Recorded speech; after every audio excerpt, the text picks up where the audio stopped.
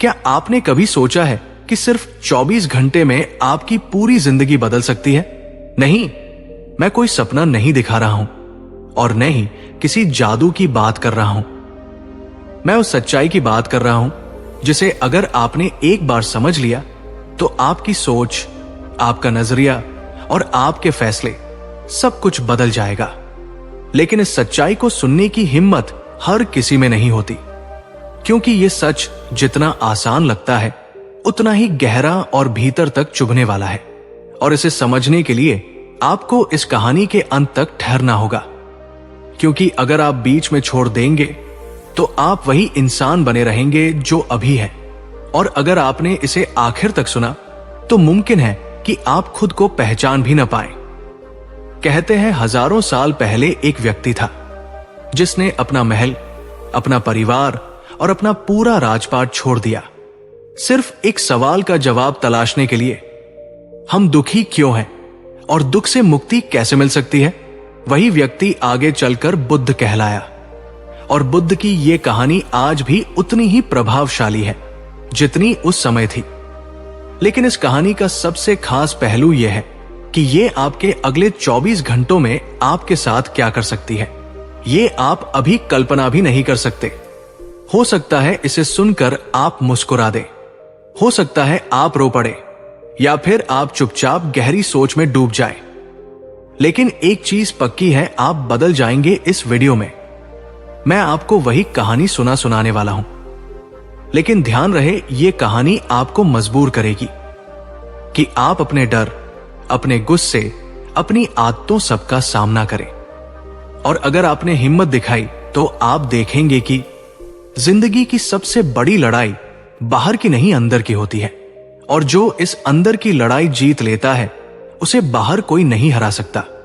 तो तैयार हो जाइए, अपनी आंखें, अपने कान और अपना दिल खोल लीजिए, क्योंकि अगले कुछ मिनट सिर्फ आपके नहीं हैं, ये आपके भविष्य के हैं। और अगर आपको इस सफर में थोड़ी भी रोशनी मिले तो याद रखिए, ये रोशनी अकेले रखने के लिए नहीं है, इसे बांटना है, जैसे मैं अभी आपके साथ बांट रहा हूं। और अगर आपको लगता है कि यह कहानी किसी और की जिंदगी भी बदल सकती है तो इसे लाइक करें, शेयर करें, नीचे कमेंट में अपनी सोच लिखें, क्योंकि यहां सिर्फ कहानियां नहीं, यहां जिंदगी बदलने वाली सच्चाइयां मिलती हैं। अब गहरी सांस लीजिए और इस सफर की शुरुआत करते हैं। सुनो, ये कहानी तुम्हारे भीतर कुछ तोड़ने और कुछ बनाने वाली है। शायद तुम इसे सुनकर हंसो, शायद रो, और हो सकता है तुम्हें लगे कि ये तो बस एक साधारण सी घटना है। लेकिन अगर तुम इसे दिल से सुनो तो ये अगले 24 घंटे में तुम्हारी सोच, तुम्हारा नजरिया, यहां तक कि तुम्हारी सांस लेने का तरीका भी बदल सकती है।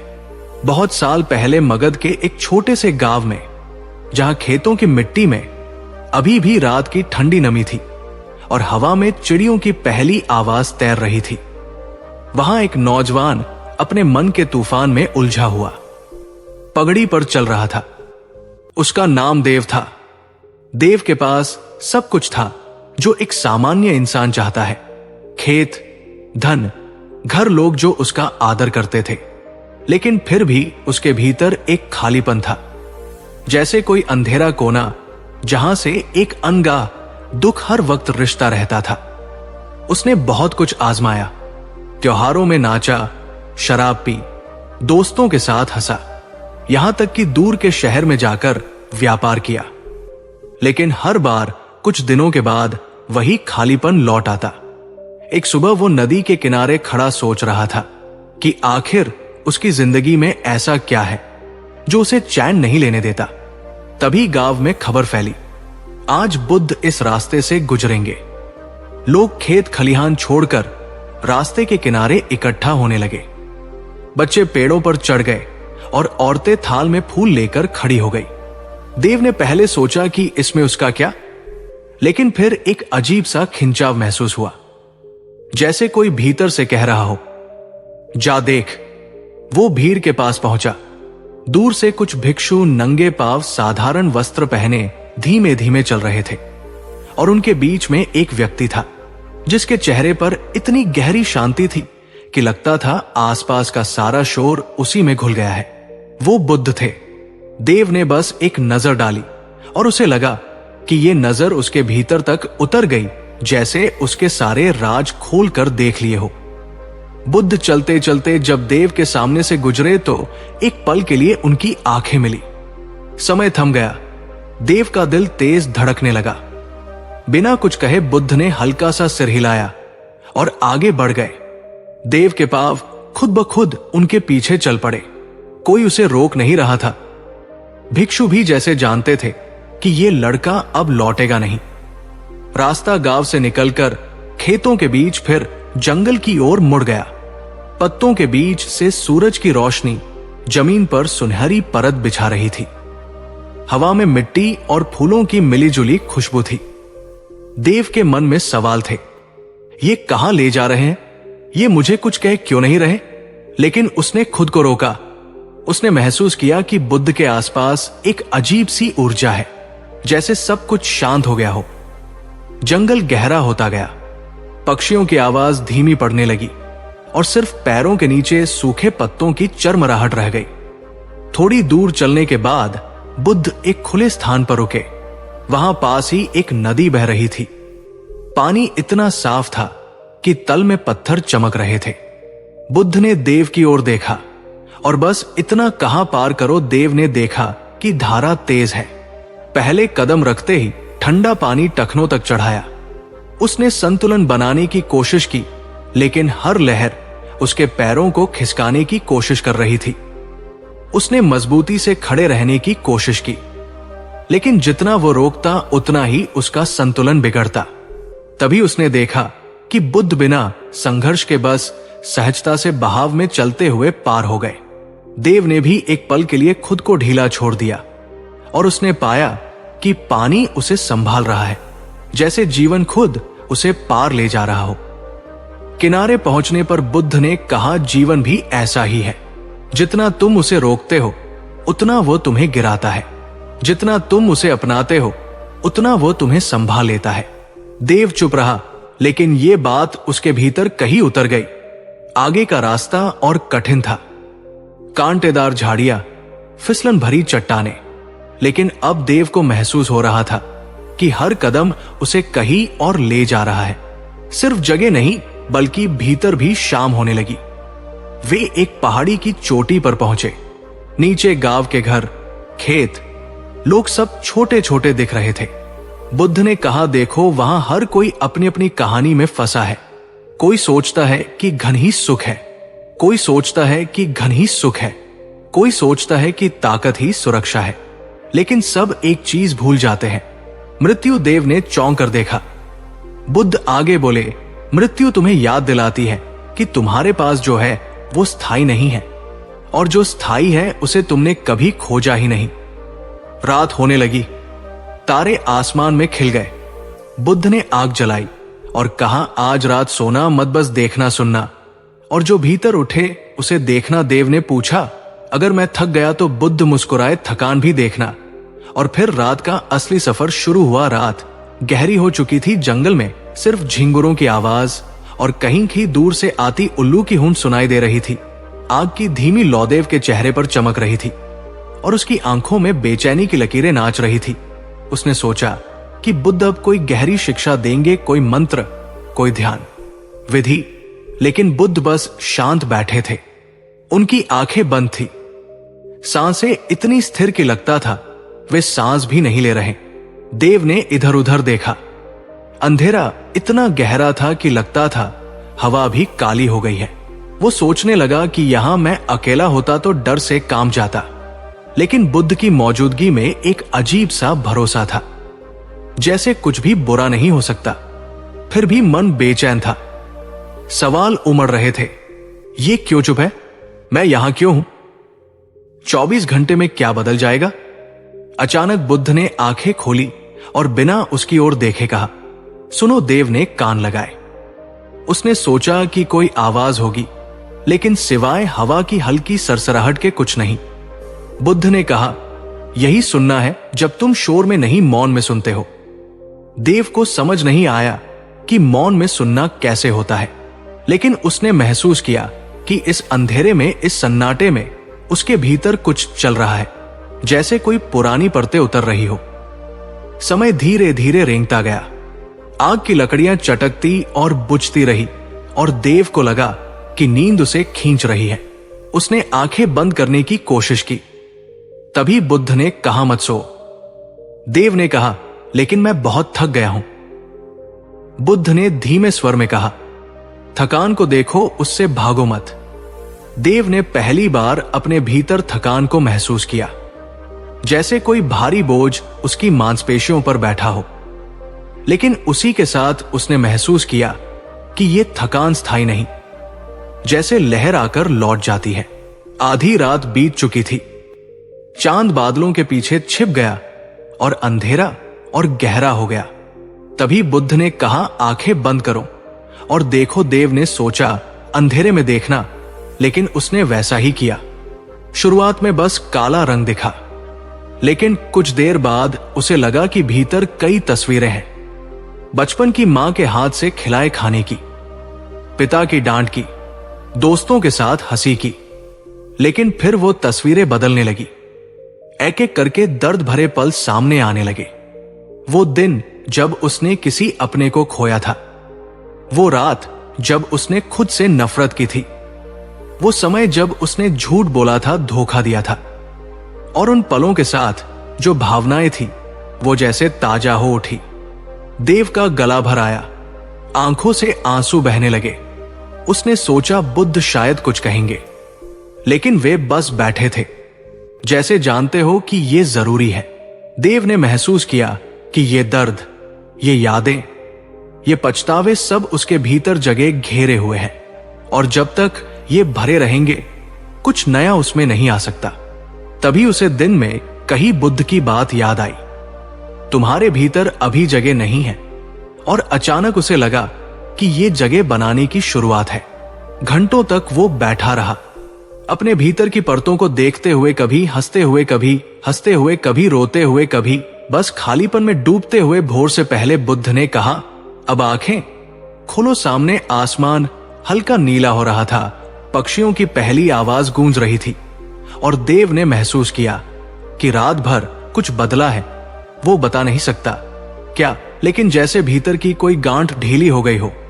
बुद्ध ने कहा, रात ने तुम्हें पहला उपहार दिया है, अब दिन तुम्हें दूसरा दूसरा देगा।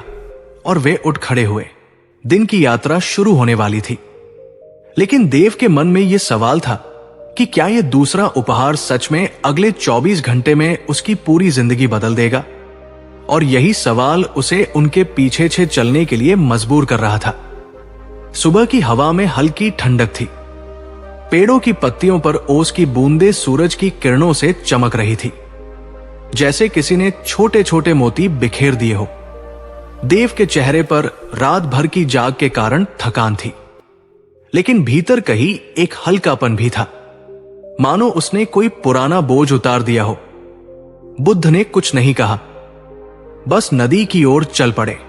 देव उनके पीछे छे रास्ते में पक्षियों की चहचहाट, दूर से आती गांव की घंटियों की टनटन और बीच बीच में हवा का तेज झोंका।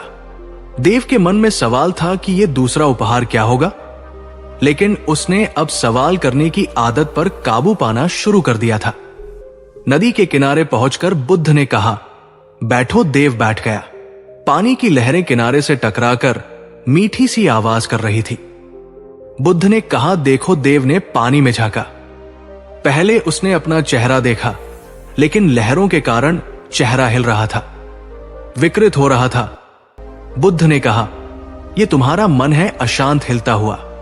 तुम खुद को सही तरह से देख ही नहीं सकते जब तक ये शांत ना हो। देव ने चुपचाप पानी को देखना शुरू किया। कुछ देर बाद जब सांसें धीमी हुई, मन थोड़ी देर के लिए ठहर गया, तब पानी का चेहरा स्थिर हुआ और उसने खुद को साफ साफ देखा। अचानक बुद्ध ने पास पड़ी एक छोटी सी लकड़ी उठाई और पानी में डाल दी। लहरें फिर से उठ गई, चेहरा टूट फूट गया। बुद्ध ने कहा, जीवन में हर घटना, हर शब्द, हर विचार एक लकड़ी की तरह है जो तुम्हारे मन के पानी में गिरती है और तुम फिर से खुद को खो देते हो। अगर तुम सीख जाओ कि लहरों के बावजूद खुद को देखना, तो तुमने दूसरा उपहार पा लिया। देव को लगा कि यह सुनने में आसान है, लेकिन जीने में कठिन वे वहां से उठे और एक ऊंचे पहाड़ की चढ़ाई शुरू की। सूरज ऊपर आ चुका था, पसीना माथे से बह रहा था। देव के पैर भारी हो रहे थे, लेकिन बुद्ध का चाल स्थिर थी, ना तेज ना धीमी। बस एक लय में देव ने महसूस किया कि अगर वो बुद्ध की चाल की नकल करता है तो थकान कम लगती है। आधे रास्ते में एक छोटा सा झरना मिला। बुद्ध ने रुककर पानी पिया और कहा, याद रखो, जो तुम्हें थकाता है वो मंजिल नहीं, तुम्हारा तरीका है। ये बात देव के भीतर उतर गई। ऊपर पहुंचकर चारों ओर का दृश्य अद्भुत था। दूर दूर तक जंगल, नदी, खेत और आकाश इतना विशाल कि लगता था उसमें सब कुछ समा सकता है। बुद्ध ने कहा, यह आकाश तुम्हारे भीतर भी है, लेकिन तुमने उसे दीवारों में बांध दिया है। देव चुप रहा। उसके भीतर कई भाव उठ रहे थे। वे पहाड़ से उतरकर एक गांव में पहुंचे। वहां लोग बुद्ध को देखकर इकट्ठा हो गए। एक महिला अपने बीमार बेटे को लेकर आई और रोते हुए बोली, गुरुजी, इसे ठीक कर दीजिए। बुद्ध ने उसका माथा छुआ, कुछ पल मौन रहे और कहा, दवा दो, आराम दो और प्रेम दो। महिला ने कहा, बस इतना। बुद्ध मुस्कुराए, बस इतना ही, लेकिन प्रेम सच्चा होना चाहिए। देव को यह देखकर अजीब लगा। उसने सोचा बुद्ध के पास चमत्कार करने की शक्ति होगी, लेकिन उन्होंने साधारण उपाय बताया। चलते चलते बुद्ध ने देव से कहा, लोग चमत्कार की तलाश में हैं, लेकिन सच्चा चमत्कार साधारण में छिपा है। दिन ढलने लगा। सूरज लाल होकर क्षितिज में डूब रहा था। आकाश सुनहरा और नारंगी रंग में रंग गया था। बुद्ध ने कहा, आज का दूसरा उपहार तुम्हें यह सिखाना था कि बाहर जो देखो वो भीतर भी है, और जो भीतर है वही बाहर दिखता है। अगर तुम्हारा मन अशांत है तो दुनिया भी वैसी लगेगी। अगर तुम्हारा मन शांत है तो दुनिया भी तुम्हें शांत लगेगी। देव ने महसूस किया कि अब वो थोड़ा बदल चुका है, जैसे किसी ने भीतर का आईना साफ कर दिया हो। लेकिन उसे पता था कि यात्रा अभी बाकी है। रात होने पर वे एक पुराने बरगद के नीचे रुके। बुद्ध ने कहा, कल सुबह तीसरा उपहार तुम्हारे सामने होगा, लेकिन यह सबसे कठिन होगा, और अगर तुमने इसे पा लिया तो तुम्हारा 24 घंटे का सफर पूरा हो जाएगा। देव के भीतर उत्सुकता और डर दोनों बढ़ गए। उसने सोचा कि क्या सच में अगला दिन उसकी जिंदगी को हमेशा के लिए बदल देगा, और इसी सोच के साथ उसकी आंखें नींद में डूब गई। सुबह की पहली किरण बरगद की पत्तियों से छनकर देव के चेहरे पर पड़ी। उसने आंखें खोली तो बुद्ध पहले से जागे बैठे थे। उनकी नजर क्षितिज पर थी, जैसे किसी अदृश्य घटना की प्रतीक्षा हो। देव ने धीरे से उठकर उनके पास बैठा। बुद्ध ने बिना उसकी ओर देखे कहा, आज तुम्हारा तीसरा उपहार है, लेकिन यह उपहार लेने के लिए तुम्हें देना होगा। देव ने पूछा, क्या देना होगा? बुद्ध ने कहा, जो तुम्हारे लिए सबसे मूल्यवान है। देव के मन में तुरंत कई बातें आई। उसके पास कोई खास चीज नहीं थी, लेकिन उसकी त्वाकांक्षाएं, सपने और अहंकार जरूर थे। क्या वही देना होगा? लेकिन बुद्ध ने और कुछ नहीं कहा। वे उठे और जंगल के गहरे हिस्से की ओर चल पड़े। रास्ता घना था। सूरज की रोशनी मुश्किल से जमीन तक पहुंच रही थी। पक्षियों की आवाज भी कम हो गई थी, जैसे जंगल खुद मौन हो गया हो। कुछ घंटे बाद वे एक खुले मैदान में पहुंचे। वहां एक बूढ़ा आदमी जमीन पर बैठा रो रहा था। उसके पास टूटा हुआ मटका पड़ा था और पानी पूरी तरह बह चुका था। बुद्ध ने पूछा, क्यों रो रहे हो? कूड़ा बोला, यह मेरा आखिरी मटका था। इससे मैं गांव वालों को पानी देता था। अब बिना मटके के मैं किसी को पानी नहीं दे सकता। बुद्ध ने देव की ओर देखा और कहा, इसे अपना मटका दे दो। देव चौंका, मेरे पास तो कोई मटका नहीं है। बुद्ध ने कहा, तुम्हारे पास समय है, शक्ति है और करने की इच्छा है। यह तुम्हारा मटका है। देव को समझ नहीं आया कि बुद्ध क्या कह रहे हैं, लेकिन उसने बूढ़े की मदद करने का निश्चय किया। वे दोनों पास के गांव गए। देव ने अपने हाथों से मिट्टी खोदी, पानी मिलाया और बूढ़े के साथ मिलकर नया मटका बनाया। इसमें घंटों लग गए, हाथ गंदे हो गए, कपड़े मिट्टी से भर गए, लेकिन जब मटका तैयार हुआ, बूढ़े की आंखों में कृतज्ञता चमक उठी।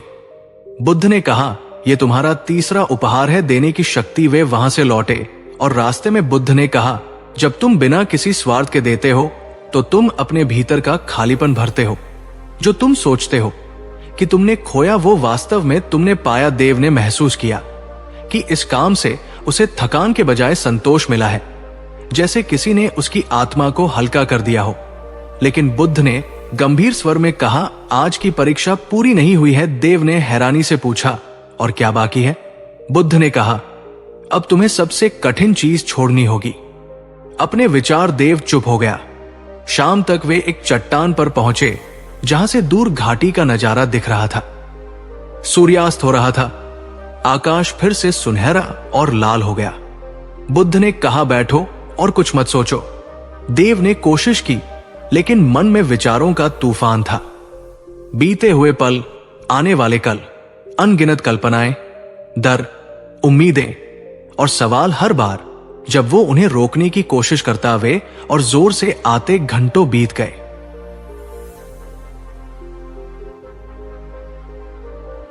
बुद्ध बस शांत बैठे रहे। अंत में थककर देव ने विचारों से लड़ना बंद कर दिया, और जैसे ही उसने हार मानी, मन अचानक शांत हो गया।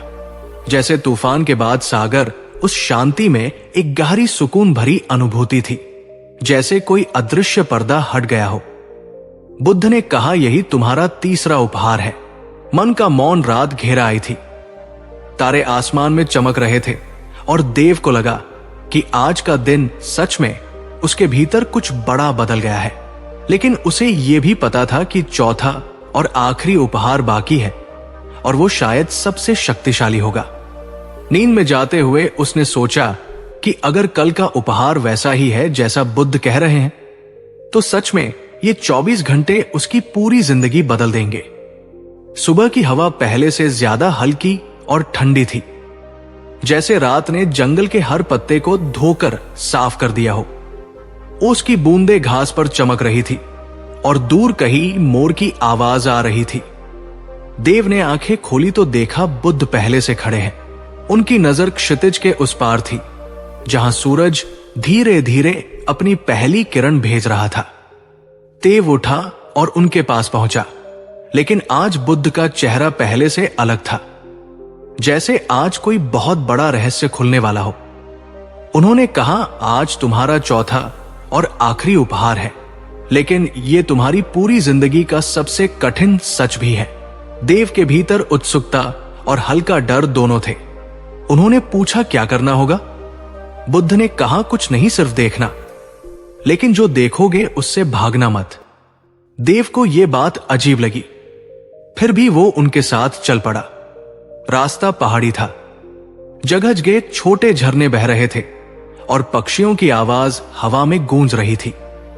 लगभग 1 घंटे बाद वे एक ऐसे स्थान पर पहुंचे जहां चट्टानें खुली थी और नीचे गहरी खाई थी। बुद्ध ने कहा, यहां बैठो और नीचे देखो। देव ने नीचे झांका। उसे लगा जैसे खाई की गहराई का कोई अंत नहीं है। आंखें टिकती नहीं थी। बुद्ध ने कहा, तुम्हारा चौथा उपहार इस खाई की तरह है। अगर तुम इसमें गिर गए तो वापस नहीं आओगे, लेकिन अगर तुम इसे समझ गए तो फिर कभी डर में नहीं जियोगे। देव ने चुपचाप नीचे देखना शुरू किया। पहले तो उसे सिर्फ डर महसूस हुआ, लेकिन फिर उसने ध्यान से देखा। वहां नीचे सिर्फ खालीपन था, ना रोशनी ना अंधेरा, बस कुछ भी नहीं। तभी बुद्ध की आवाज आई, ये खालीपन तुम्हारी सच्चाई है, ना तुम्हारे विचार स्थायी है, ना तुम्हारे शरीर, ना तुम्हारे डर। सब कुछ बदल जाएगा, सब खत्म होगा, सब खत्म होगा, और अंत में जो बचेगा वो यही है, खालीपन। देव के भीतर एक अजीब सी बेचैनी उठी। उसने कहा, अगर सब कुछ खाली खाली है तो जीने का मतलब क्या है? बुद्ध मुस्कुराए, यही तो चौथा उपहार है। खालीपन को समझकर तुम हर चीज की कीमत जान पाओगे, क्योंकि तुम्हें पता होगा कि ये हमेशा के लिए नहीं है।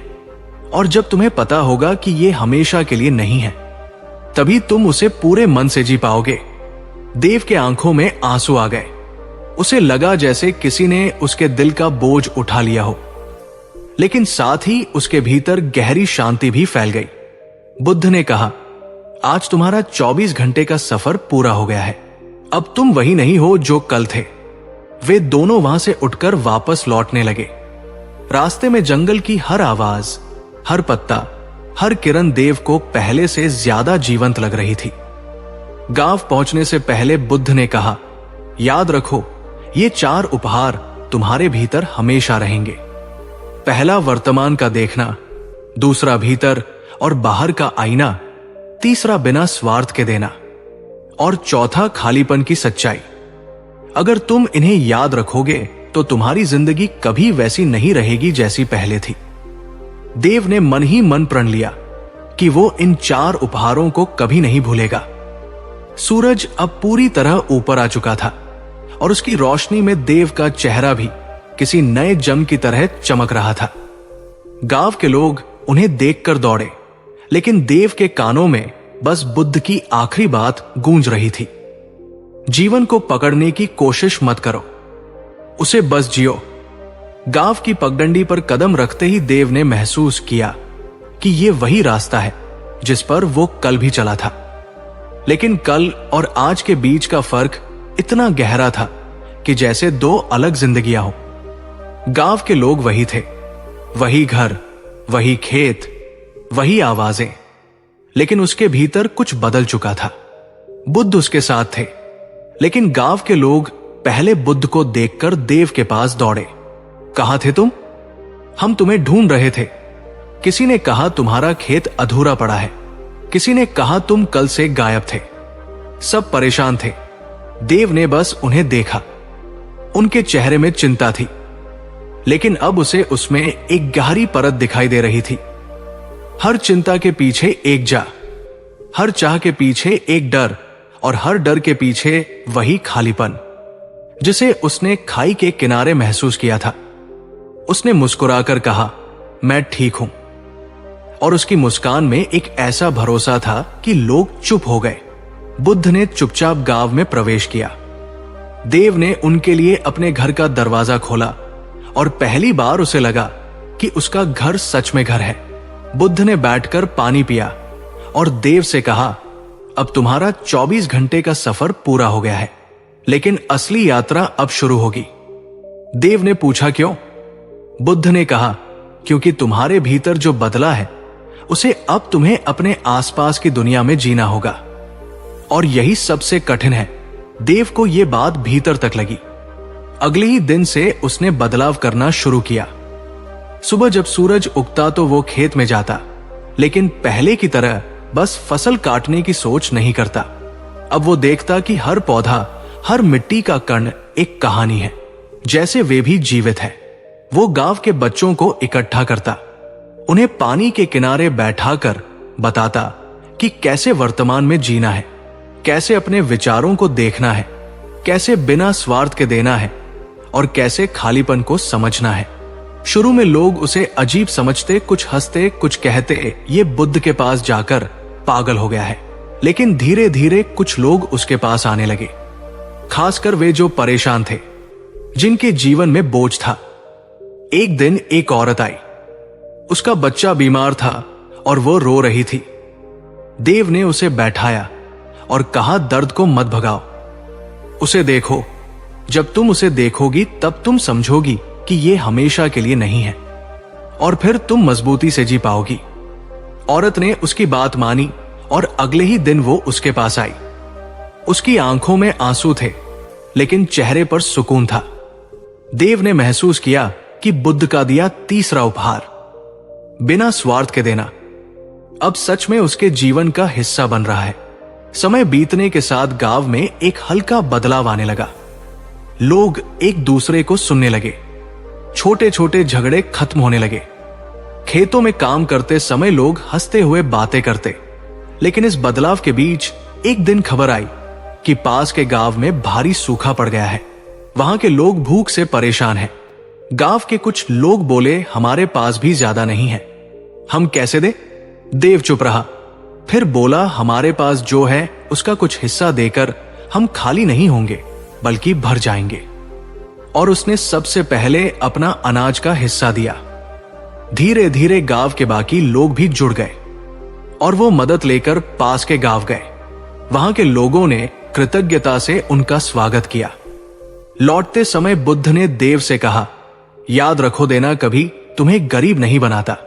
उस रात देव ने महसूस किया कि 24 घंटे में मिला ज्ञान अब उसकी सांसों में घुल चुका है, और शायद ये ज्ञान सिर्फ उसके लिए नहीं बल्कि पूरे गांव के लिए था। चांदनी में बैठे उसने सोचा, अगर 24 घंटे में यह हो सकता है तो बाकी जिंदगी में क्या नहीं हो सकता।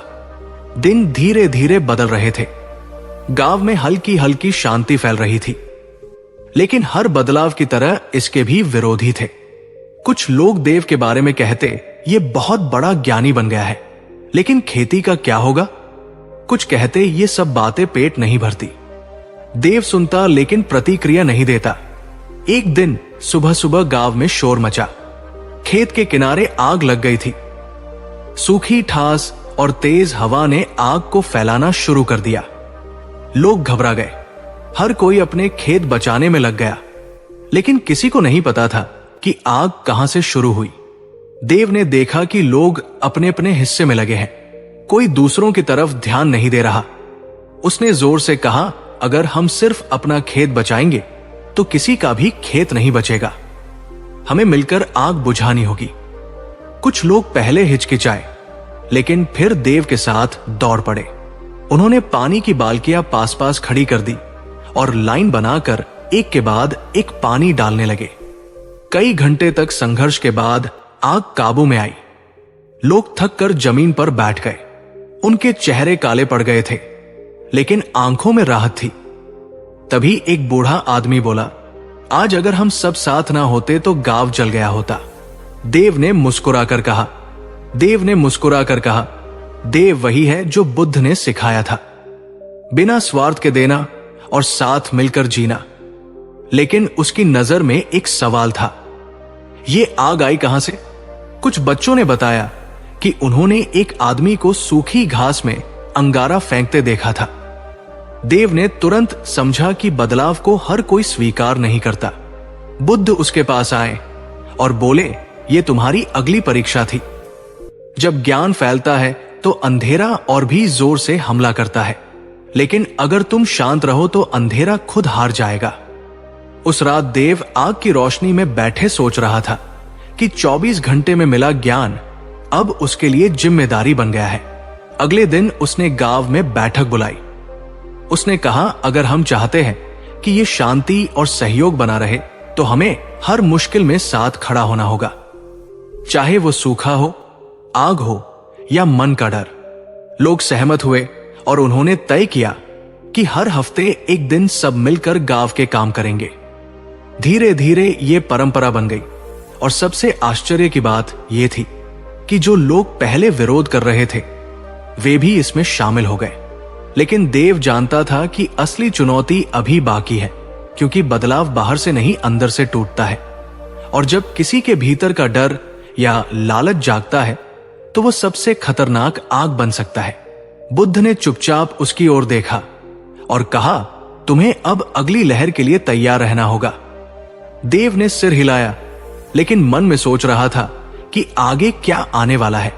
तभी क्षितिज पर काले बादल घिरने लगे और हवा में एक अजीब सी ठंडक फैल गई, जैसे कोई बड़ी परीक्षा दरवाजे पर खड़ी हो। काले बादल पूरे आसमान पर छा गए थे। हवा में मिट्टी की गंध के साथ एक अजीब सा तनाव था, जैसे किसी अनदेखे खतरे की आहट।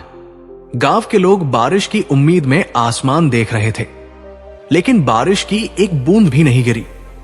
इसके बजाय तेज हवा चलने लगी।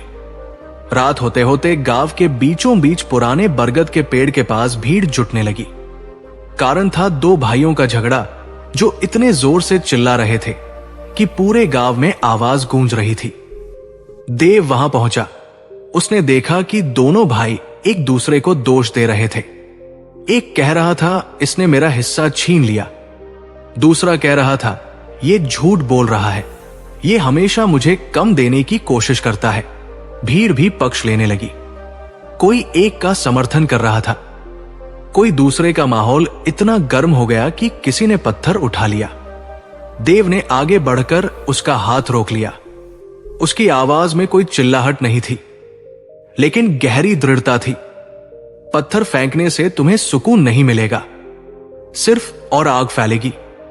भीड़ चुप हुई। देव ने दोनों भाइयों से कहा, तुम दोनों अपने अपने डर से लड़ रहे हो।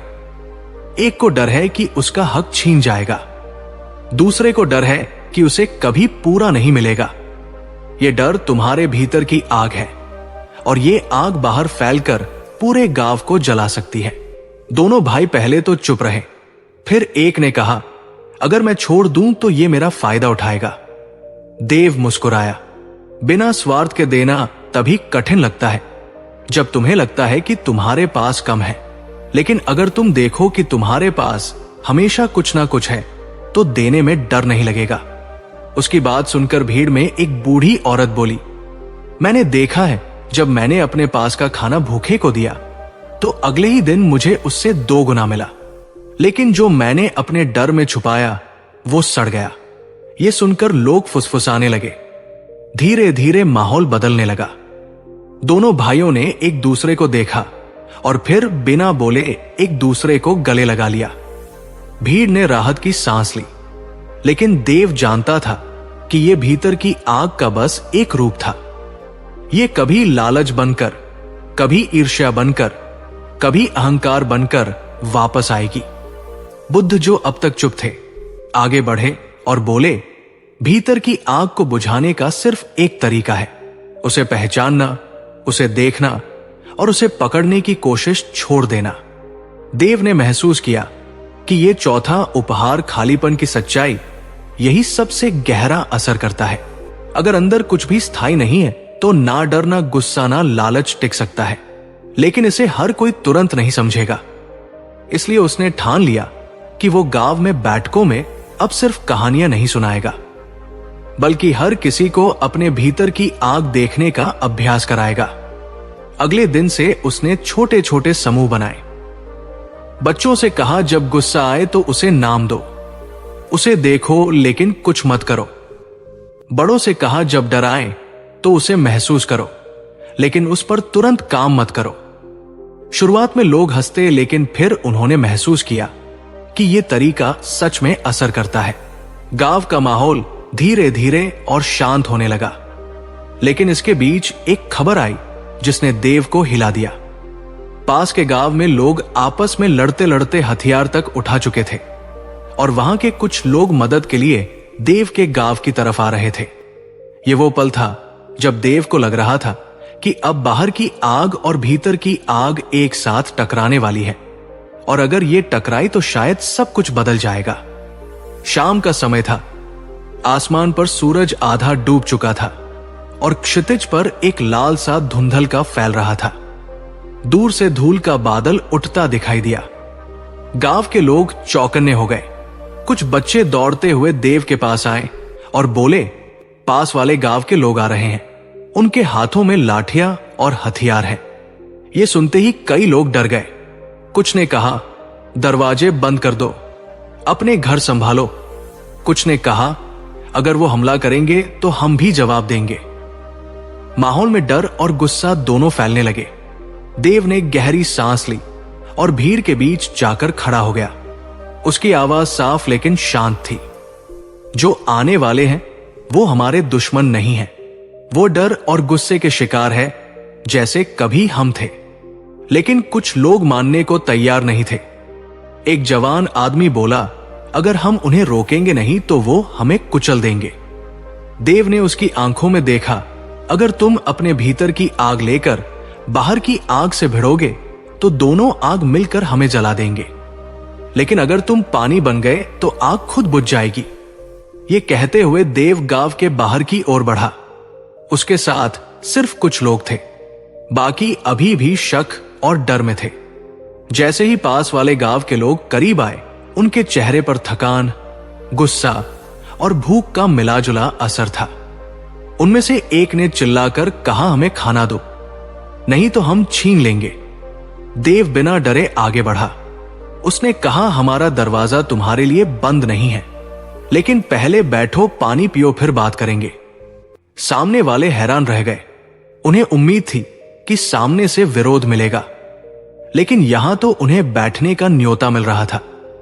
उनमें से एक बुजुर्ग आदमी ने बाकी को इशारा किया और सब धीरे धीरे बैठ गए। देव ने गांव के बच्चों से कहा, पानी और थोड़ा अनाज लाओ।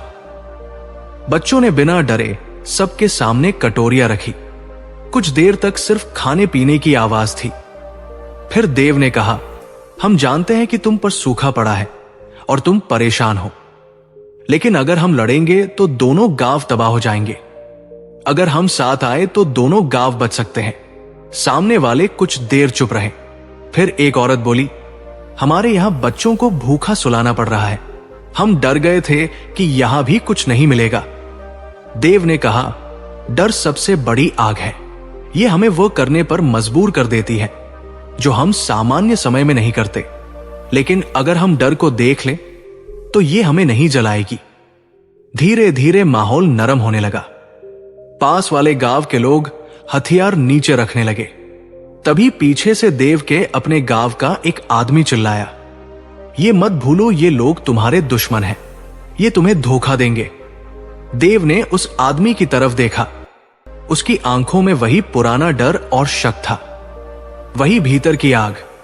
देव ने उसके पास जाकर कहा, अगर तुम्हें डर है तो उसे देखो, लेकिन उसे अपने फैसले का मालिक मत बनाओ।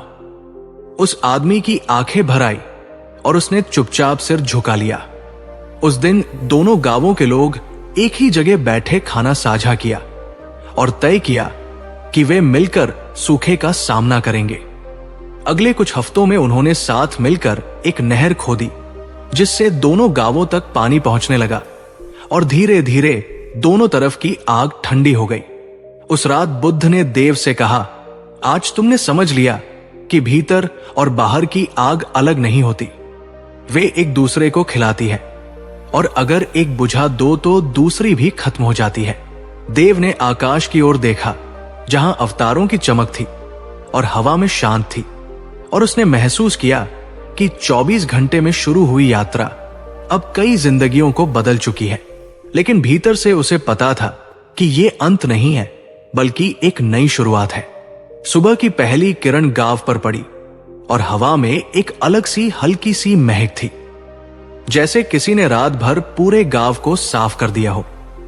लोग धीरे धीरे अपने घरों से बाहर आने लगे और देखा कि देव पहले से ही गांव के बीचों बीच पुराने बरगद के पेड़ के नीचे बैठा है। उसकी आंखें बंद थी, चेहरा शांत और सांसों में एक गहरी स्थिरता। बच्चे धीरे से पास आए। बड़ों ने भी दूरी बनाकर घेरा बनाया। आज कोई हंगामा नहीं, कोई विवाद नहीं, बस एक सन्नाटा जो शब्दों से ज्यादा बोल रहा था। देव ने आंखें खोली और कहा, कल जब हम दो आंख को मिलते देख रहे थे, तब मैंने समझा कि असली बदलाव तब होता है जब हम खुद को बदलते हैं, क्योंकि अगर हम नहीं बदलते तो हालात चाहे जो भी हो, हम उन्हें उसी पुराने नजरिए से देखेंगे। लोग ध्यान से सुन रहे थे। किसी ने पूछा, लेकिन बदलाव शुरू कहां से हो? देव ने मुस्कुराकर कहा, देखने से, सिर्फ देखने से। जब तुम गुस्सा देखो तो उसे पहचानो, जब डर देखो तो उसे पहचानो, जब लालच देखो तो उसे पहचानो, और फिर उसे पकड़ने की कोशिश मत करो। एक औरत ने कहा, लेकिन अगर मैं ऐसा करूं तो क्या मैं ऐसा करूं तो क्या मैं कमजोर नहीं बन जाऊंगी? देव ने कहा, कमजोर वो होता है जो अपने डर के हिसाब से फैसले लेता है। मजबूत वो है जो डर को देख सकता है और फिर भी अपने दिल के हिसाब से चल सकता है। उसकी आवाज में कोई जोर नहीं था, लेकिन असर गहरा था। तभी बुद्ध पास आए और बोले, ये वही है जो मैंने वर्षों पहले समझा था और जिसे पाने के लिए मैंने अपना राजपाट, अपना परिवार, सब कुछ छोड़ा था। लेकिन याद रखो, ज्ञान पाने का मतलब ये नहीं कि तुम दुनिया से भाग जाओ।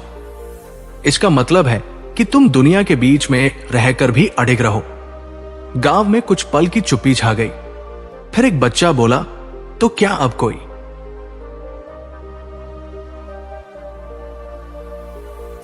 लड़ाई नहीं होगी? देव ने बच्चे की तरफ देखा। लड़ाई बाहर की कम होगी, लेकिन भीतर की लड़ाई हमेशा चलेगी।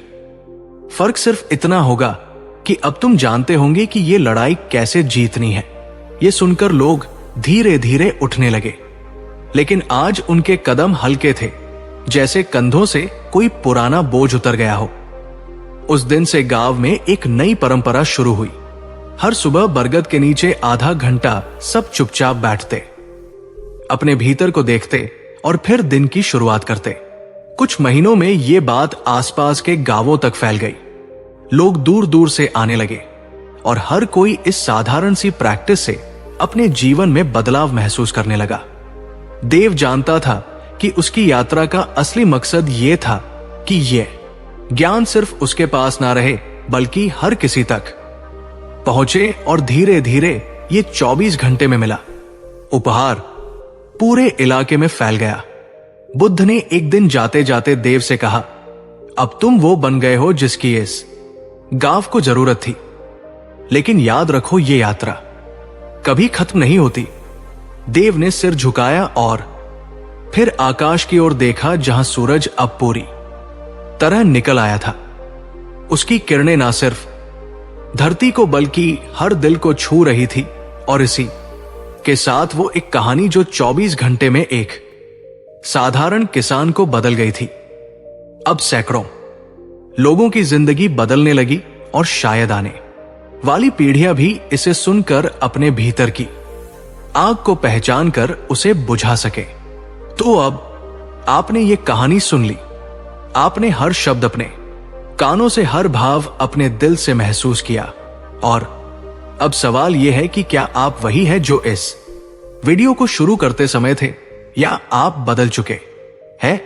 शायद आपको अभी लगे कि सब कुछ पहले जैसा ही है, लेकिन अगले कुछ घंटों में, अगली सुबह या किसी कठिन पल में आपको अचानक एहसास होगा कि आपके भीतर कुछ नया जन्म ले चुका है। वो नया नजरिया जो हर स्थिति में आपको देखने देगा कि असली लड़ाई बाहर नहीं भीतर है। आपने देखा कि कैसे बुद्ध की एक साधारण सी लगने वाली सीख इंसान की पूरी जिंदगी बदल सकती है। लेकिन यह तभी होगा जब आप इसे सिर्फ सुनकर भूल ना जाएं, बल्कि इसे जीना शुरू कर दें। क्योंकि कहानी का असर तभी होता है जब वो आपके हर फैसले, हर प्रतिक्रिया, हर विचार में उतर जाए। हो सकता है कल जब कोई आपको गुस्सा दिलाने की कोशिश करे तो आप रुक जाए। हो सकता है अगली बार जब डर आपको जकड़े तो आप उसे सिर्फ देखें। हो सकता है अगली बार जब लालच आपको बहकाए तो आप मुस्कुराकर उसे जाने दें। और उस पल आप समझेंगे कि बदलाव शुरू हो चुका है। ये 24 घंटे सिर्फ एक शुरुआत थे। अब असली यात्रा आपके हाथ में है। और अगर आपको लगता है कि ये कहानी आपके दिल तक पहुंची है, अगर आपको लगता है कि इसमें किसी और की जिंदगी बदलने की ताकत है, तो इसे अपने तक मत रखिए, इसे मत रखिए, इसे दुनिया के साथ बांटिए। उम्मीद है कि बुद्ध की शिक्षाओं पर आधारित इस कहानी ने आपके अंदर एक नई ऊर्जा का संचार किया होगा। अगर आपने इससे कुछ सीखा है तो वीडियो को लाइक करें और इसे अपने मित्रों के साथ शेयर करना न भूलें। ऐसी ही ज्ञानवर्धक कहानियों के लिए हमारे चैनल बुद्धा लाइफ लेसन्स को सब्सक्राइब करें। मिलते हैं अगली वीडियो में, तब तक अपना ख्याल रखें। नमो बुद्धाय।